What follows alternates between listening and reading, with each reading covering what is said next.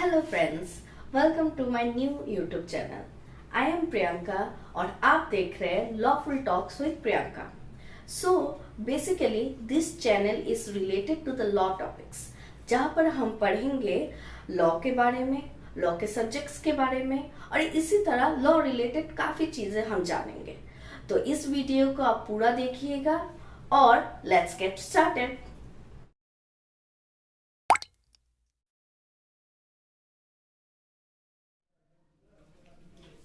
Hello friends, I am Priyanka और आप देख रहे हैं लॉफुल टॉक्स विद प्रियंका। तो हम इस वीडियो को शुरू करने वाले हैं पहले लॉ सब्जेक्ट से, जो है इंडियन कॉन्ट्रैक्ट एक्ट 1872। तो आइए ये शुरू करते हैं। तो पहले हम पढ़ेंगे डेफिनेशन ऑफ कॉन्ट्रैक्ट। ये कहाँ दिया गया है? सेक्शन 2 सबसेक्शन H में दिया गया है। इसमें क्या कहा गया है कि an agreement enforceable by law is a contract. बहुत सिंपल सी बात है, एक एग्रीमेंट है जो एनफोर्सेबल बाय लॉ होना चाहिए, वो क्या होता है? कॉन्ट्रैक्ट होता है। अब हम पढ़ेंगे इस डेफिनेशन में 2 एलिमेंट्स है, वो आज हम डिटेल्ड में थोड़ा जानेंगे। ठीक है, तो 2 एलिमेंट्स क्या है? एक है एग्रीमेंट और एक क्या है? Legal obligation arising out of agreement. तो हम पहले पढ़ेंगे कि एग्रीमेंट क्या है। ये बताने से पहले मैं थोड़ा सा आपको एक चीज बताना चाहती हूँ जो मैं समझती हूँ इम्पोर्टेंट है लॉ स्टूडेंट्स के लिए स्पेशली। तो ये क्या होता है कि हम कोई भी सब्जेक्ट्स पढ़े लॉ का, उसमें कनेक्टिविटी का बहुत जरूरत है। अगर हम किसी चीज को कनेक्ट कर पाए तो इससे क्या होगा कि हम वो चीज बेटर अंडरस्टैंडिंग से समझेंगे। ठीक है, तो आइए स्टार्ट करते हैं। तो जैसे कि मैंने आपको ये डेफिनेशन पढ़ाया है, कॉन्ट्रैक्ट का डेफिनेशन क्या है? An agreement enforceable by law is a contract. ठीक है, तो इसमें क्या 2 एलिमेंट है? एग्रीमेंट और एक लीगल ऑब्लिगेशन है।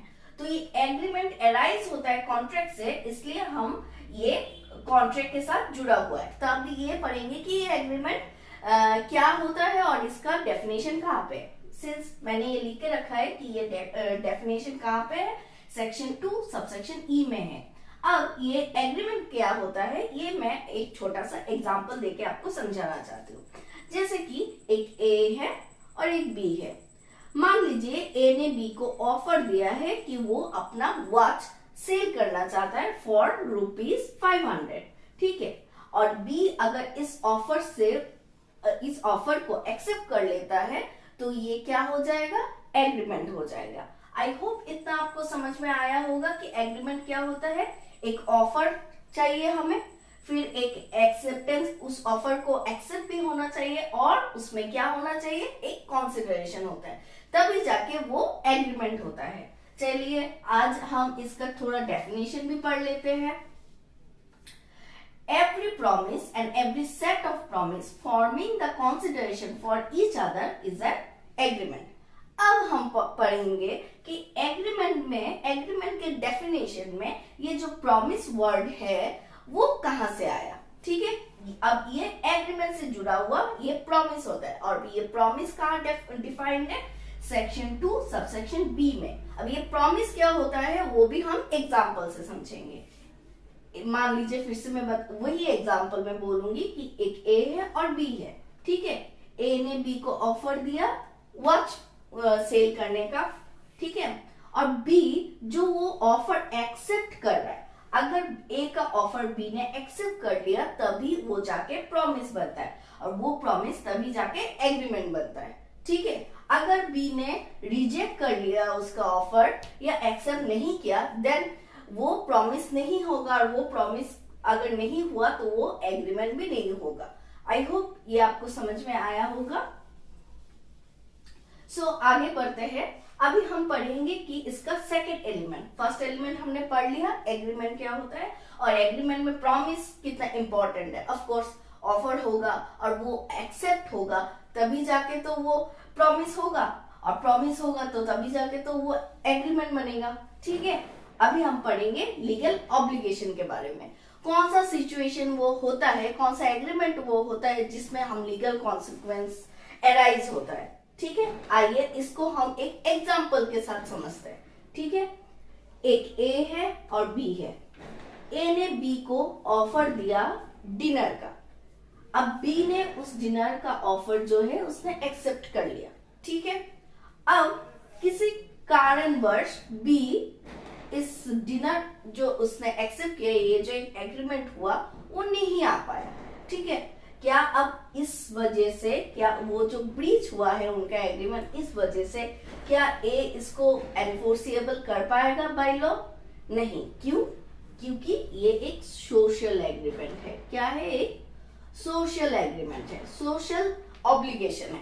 जहां पे एक चीज आप देखिए, ये भले एक एग्रीमेंट है, लेकिन एग्रीमेंट होने के लिए हमें एक इम्पोर्टेंट चीज चाहिए जो होता है कंसिडरेशन। यहाँ पे एक ऑफर है, ठीक है, एक एक्सेप्टेंस है, लेकिन यहाँ पे कोई भी कंसिडरेशन नहीं है।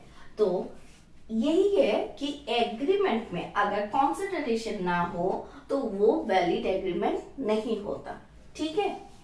तो लीगल ऑब्लिगेशन इस एग्जाम्पल में नहीं आता, ओके। तो अभी हम पढ़ेंगे, अभी हम और एक एग्जाम्पल देखेंगे कि इसमें लीगल कॉन्सिक्वेंस कैसे अराइज होता है, ठीक है। ए है एक बिजनेसमैन, बी है और एक बिजनेसमैन। अब ए ने बी को बोला कि उसे गुड्स चाहिए 5 लाख रुपीस का, ठीक है, 5 लाख रुपीस का। बी को उसने डील दिया है, ऑर्डर दिया है कि आप मुझे ये सामान भेज दीजिएगा।